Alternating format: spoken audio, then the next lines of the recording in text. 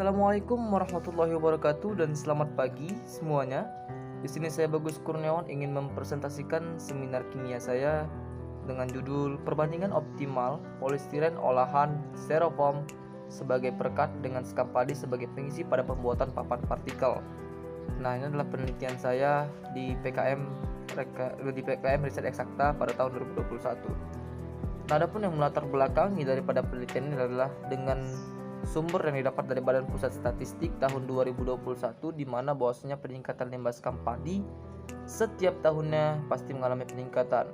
Contohnya saja pada tahun 2019 itu sekam padi ataupun penghasilan padi itu sebanyak 10,68 juta ton, dibandingkan dengan tahun 2020 itu mereka mengalami sedikit penurunan 10,66 juta ton. Dalam artian dengan tingginya tingkat penghasilan padi, maka tinggi juga ataupun besar juga limbah sekam padi yang dihasilkan. Nah, berikutnya yang melatar belakang yang kedua adalah dengan meningkatnya jumlah sampah styrofoam. Nah, diambil dari sumber Republika tahun 2019, di mana bahwasanya Indonesia sendiri itu berada pada angka 197,2 juta ton pada tahun itu untuk jumlah sampah plastik. Jumlah sampah plastik. Nah, dari hal tersebut maka didapatkan solusi saya memberikan solusi tawaran yaitu tentang limbah sekam padi dimanfaatkan sebagai pengisi dan sampah styrofoam dimanfaatkan sebagai perekat pada pembuatan papan partikel. Nah, sebelumnya sudah ada penelitian yang melakukan penelitian yang sama namun tidak menggunakan polistiren sebagai perekatnya. Namun mereka kebanyakan menggunakan polietilen, polipropilen dan lain sebagainya. Nah, maka dari itu saya di sini menawarkan untuk menggunakan limbah styrofoam yang merupakan polistiren sebagai perekat serta limbah sekam padi sebagai pengisi dalam pembuatan papan partikel, tentunya sesuai dengan SNI nomor 032105/2006. Nah, apa sih pembaruannya? Pembaruannya nanti yang pertama pastinya digunakan kombinasi antara sekam padi sebagai pengisi dan juga polistiren sebagai perekat. Yang kedua, dibuat variasi komposisi untuk mengetahui pengaruh penambahan compatibilizer terhadap sifat papan partikel. Nah, yang ketiga, selain uji sifat fisik, juga dilakukan uji tarik untuk mengetahui lebih lanjut kualitas papan partikel. Nah, tujuan penelitiannya yang pertama adalah mengetahui komposisi optimal agar dihasilkan papan partikel dengan kualitas terbaik yang mengacu pada SNI nomor 032105/2006. Nah, yang kedua, mengetahui pengaruh penambahan MA, BPO dan juga DVB terhadap kualitas papan partikel. Nah, adapun manfaat penelitiannya yang pertama adalah mengatasi permasalahan kebutuhan kayu yang terus meningkat. Yang kedua, meminimalisir pencemaran lingkungan. Yang ketiga, menjaga kelestarian hutan. Yang keempat, meningkatkan nilai guna dan nilai ekonomi sampah styrofoam dan limbah sekam padi. Dan yang kelima terakhir adalah menghasilkan papan partikel dengan harga terjangkau dan ramah lingkungan. Nah, untuk metode penelitiannya sendiri adalah yang pertama dilakukan adalah preparasi sekam padi. Nah, preparasi sekam padi ini dilakukan dengan tujuan untuk menghasilkan sekam padi dengan kualitas yang baik. Caranya gimana?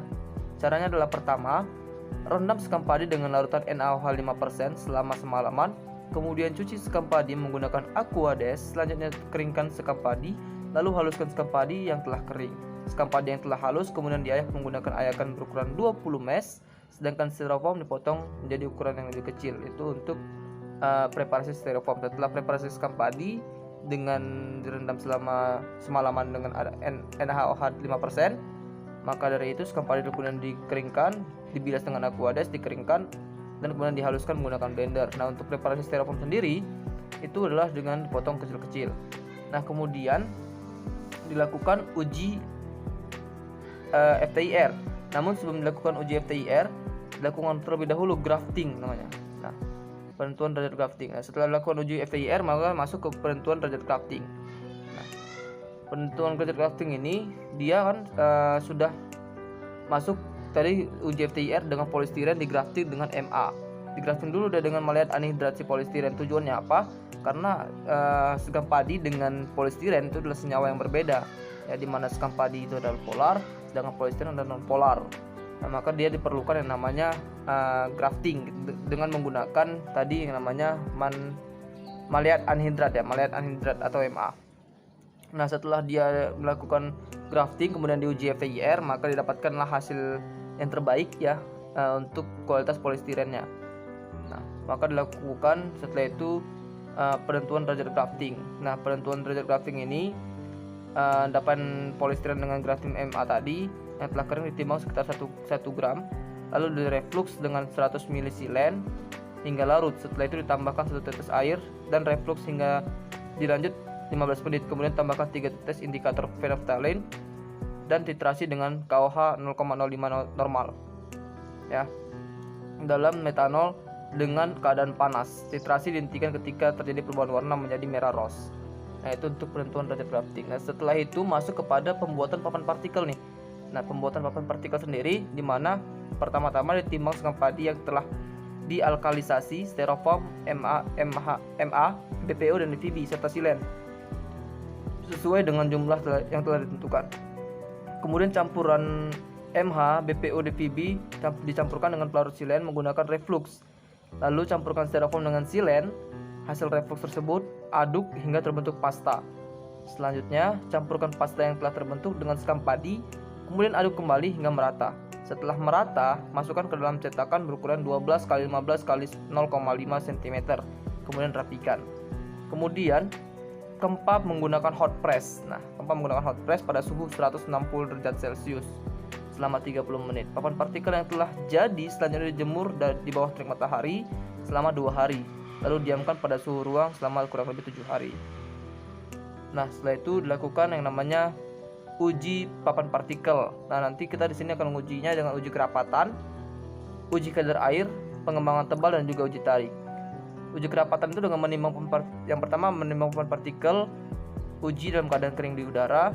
Yang kedua mengukur panjang, lebar dan tebalnya. Sedangkan kadar air itu yang pertama menimbang papan partikel, uji yang sudah stabil. Yang kedua mengeringkannya dalam oven hingga massa konstan. Yang ketiga menimbang kembali papan partikel uji.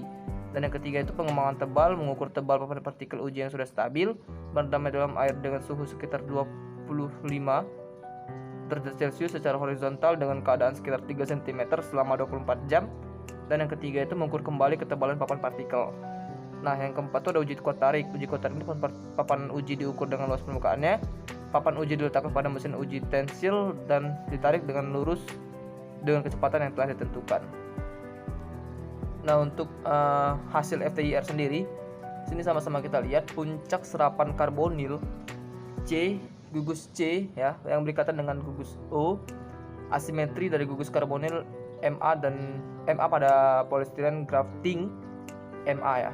Nah, di sini yang paling bagus itu ada di polistiren 3 ya. Polistiren digrafting dengan MA 12%. Nah, ada sekitar 5 kombinasi ya. Ada blanco ya, yang blanco yang itu polistiren doang. Ada polistiren dengan grafting MA 4%, polistiren dengan grafting MA 8%, polistiren grafting MA 12% sampai dengan polistiren MA dan juga DVB. Tapi yang lebih bagus kualitasnya adalah yang paling bagusnya adalah polistiren grafting MA 12% yang posisi ketiga. Nah, ini ada untuk derajat grafting ya.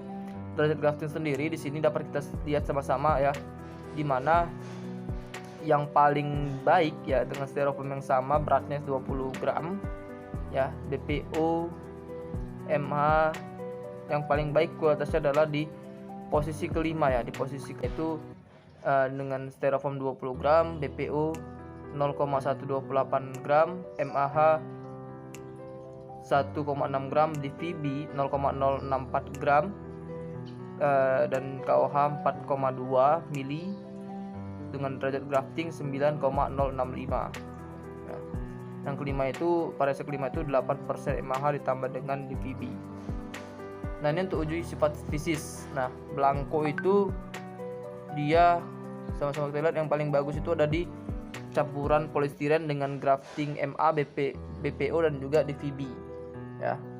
Ini sudah sesuai dengan SNI nomor 03 2105 2006. Nah, untuk uji sifat fisis berikutnya itu adalah kerapatan, kadar air dan juga pengembangan tebal.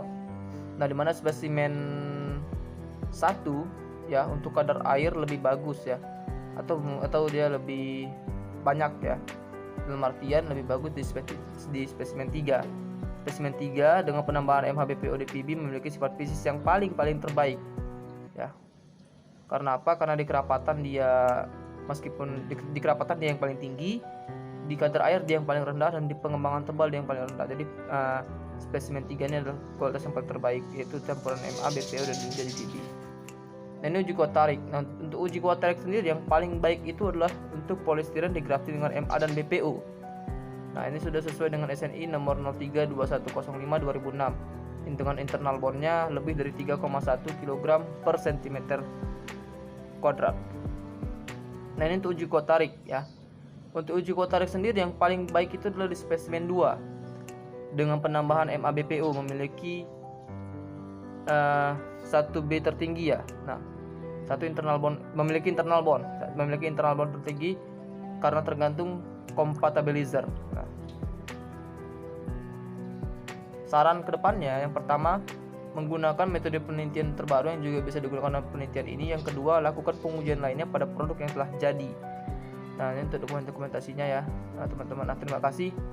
Demikian dapat saya sampaikan terkait tentang penelitian saya yang pernah saya lakukan di PKM Riset Eksakta terkait perbandingan optimalisasi polistiren styrofoam sebagai perekat dan sekam padi sebagai pengisi dalam pembuatan papan partikel. Assalamualaikum warahmatullahi wabarakatuh dan selamat pagi. Nah, adapun untuk posternya sendiri ya, di sini sudah saya masukkan di abstrak ya, judul perbandingan optimal polistiren olahan sampah styrofoam sebagai perekat dengan sekam padi sebagai pengisi pada pembuatan papan partikel ya. Sini juga ada introduction, pendahuluan, result di sini kita hanya masukkan tabel ya, tabel ini beberapa kata-kata ya. Conclusion, reference juga sudah ada. Nah, ini dah dia gambar daripada poster kita. Nah, mungkin itu teman-teman. Sekali lagi saya ucapkan terima kasih telah menyaksikan penampilan presentasi saya pada hari ini. Lebih dan kurangnya saya mohon maaf. Assalamualaikum warahmatullahi wabarakatuh.